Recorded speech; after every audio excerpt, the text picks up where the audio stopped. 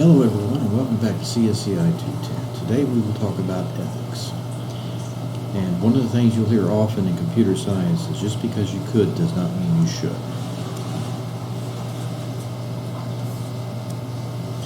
Okay. What I've done is I've tried to anticipate some of the more common questions surrounding ethics in computer science, and then I transition into explaining the assignment. Okay. Instead of pulling a dictionary definition out of you, I thought I'd give you an example of ethics.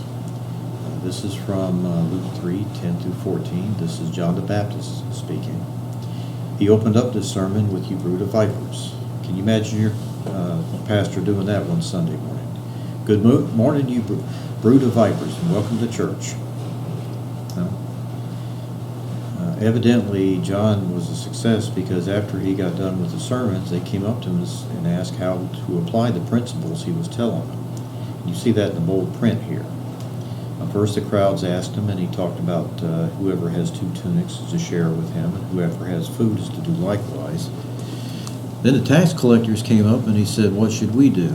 Now, notice he did not say, "Quit your job." That's what most people would say, is that there's no way to be an ethical tax collector. He says, "Collect no more than you are authorized to do." The soldiers also came up to him, and they were also not noted for being paragons of virtue.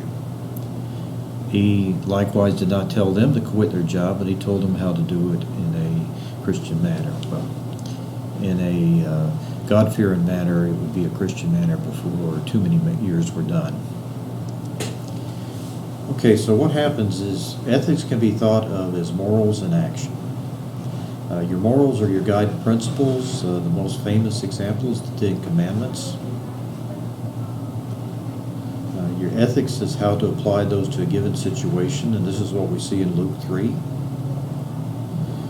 Now, John just gave them a one-line code of ethics addressing the most important parts of their job. For professional society, you most frequently see this expressed as either a code of ethics or a code of conduct. Okay, so why are we considering ethics in computer science at CSU? Okay, well, first of all, discuss why consider ethics at CSU. There was an old advertisement for insurance that said life comes at you fast. Well, since ethics is morals and actions, ethics can come at you fast, and you have ethics questions that can arise really quickly. You don't really have time to think about them at a time. One of the advantages of a liberal arts education is we give you time to reflect on what you believe, why you believe it, and how that applies to the workplace. That's because we're preparing you for a working lifetime, not just training you for a job.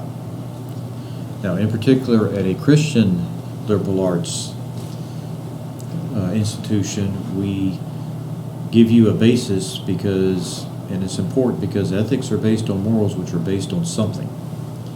We, of course, believe that the Bible is the basis of moral living. Okay, why consider ethics in computer science? It's just a bunch of computers and stuff. What does that have to do with ethics? Well, it's required for Christians because everything we do, we have to do to the glory of God. There's the reference there. Now, there's a non-Christian professional society, the Association for Computer Machinery, that believes it's important, and it's important enough where they published a code of ethics for how to conduct computer science in an ethical manner. Now, that is a non-Christian organization. That is a secular organization.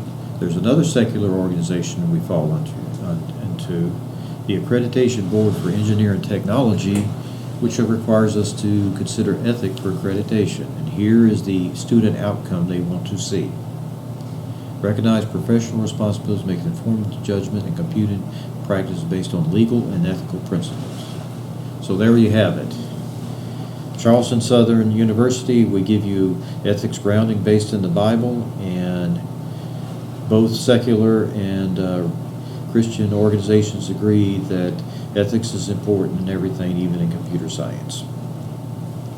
Okay, how does ethics apply in computer science? In computer science, they place great trust and power in the IT profession.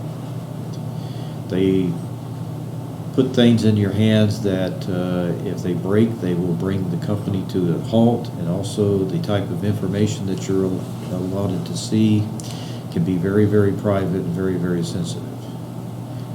Now, technologically, you could share that with whoever you want to. However, just because you could does not mean you should. So, things about moral action is, what does the computer science community consider ethical, and how do these ethics match up with the Christian faith? Are there things that are considered ethical in the computer science community that are not ethical according to Christian faith? Or are there some things that the Christian faith requires in addition to what is considered ethical for the computer science community? Okay, that brings you to your writing assignment. It's about ethical hacking. Now, I put a question mark there because a lot of people say, what? Ethical hacking? Is there a such thing? Well, apparently there is, because there's a certification offered in it, and I had it for a while.